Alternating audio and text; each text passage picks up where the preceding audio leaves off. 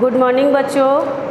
आपको इसके पहले पाठ 4 व्यक्ति के व्यक्तित्व पर बाल्यावस्था का प्रभाव भाग 1 यूट्यूब पर भेजा जा चुका है। आज इसका भाग 2 पढ़ाया जा रहा है।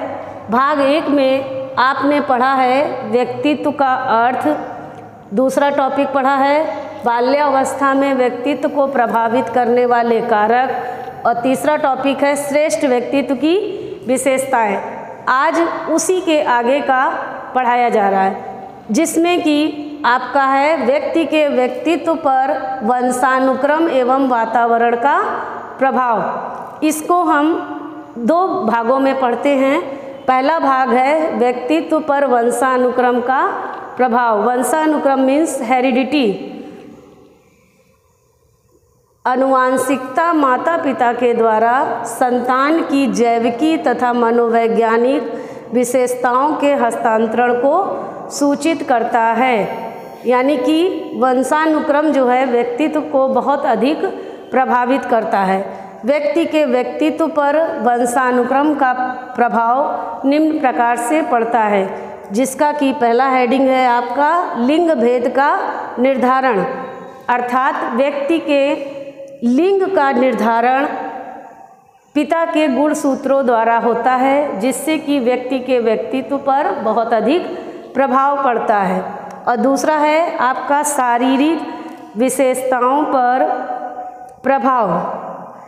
व्यक्ति के रूप, रंग, बनावट पर वंशानुक्रम का बहुत अधिक प्रभाव पड़ता है, अर्थात जैसे उनके माता पिता होते हैं उसी के अनुसार व्यक्ति का रूप, रंग और बनावट भी निर्धारित होता है और वही उसके व्यक्तित्व को प्रभावित करता है।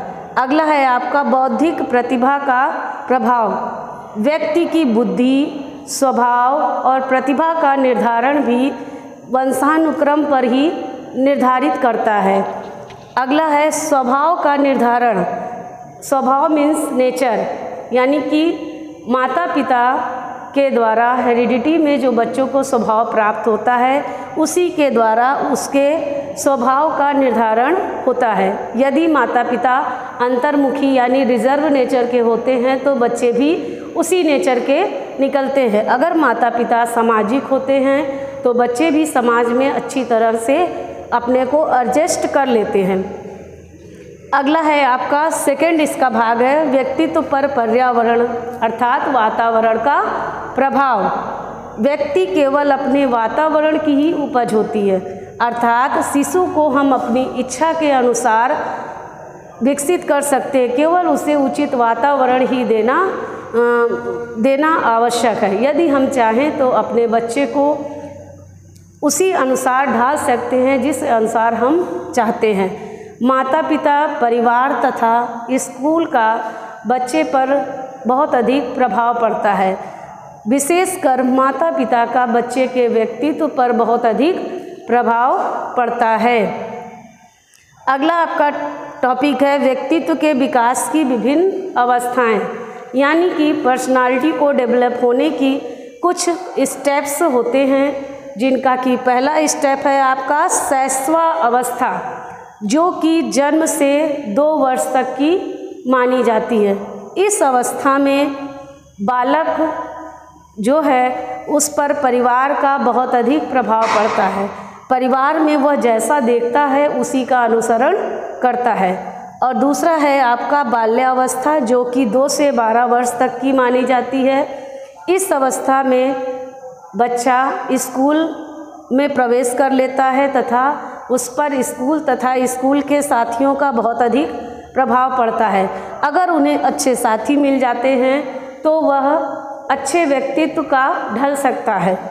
तीसरा है आपका किशोरावस्था, जो कि मानी जाती है 12 से 21 वर्ष की। यह अवस्था शारीरिक एवं मानसिक स्वास्थ्य की तीव्र अवस्था होती है। इस अवस्था में बच्चे विपरीत लिंग की तरफ आकर्षित होते हैं। उनमें स्वतंत्रता तथा आत्मनिर्भरता का उदय होता है तथा अनुशासनहीनता इस काल की सबसे मुख्य समस्या है।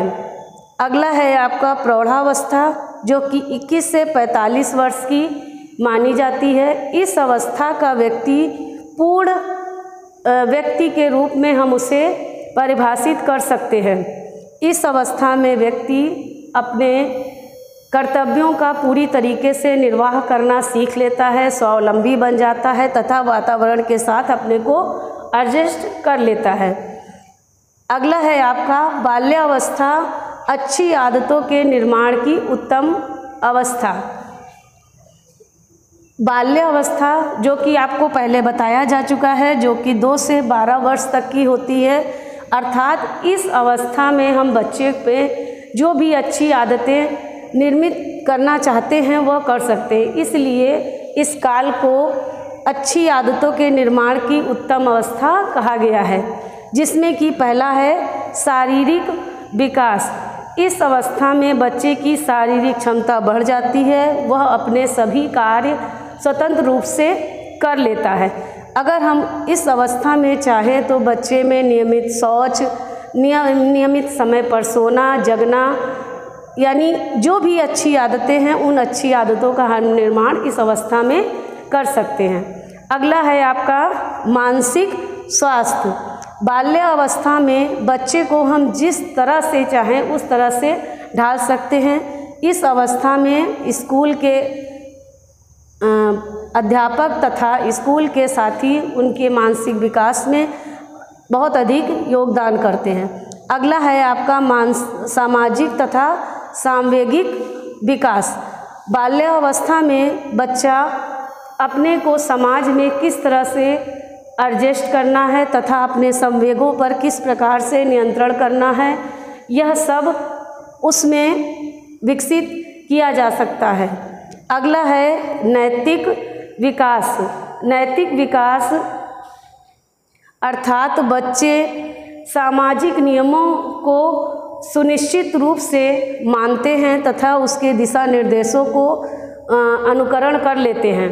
अर्थात हम कह सकते हैं कि बाल्यावस्था एक अच्छे आदतों के निर्माण की उत्तम अवस्था है।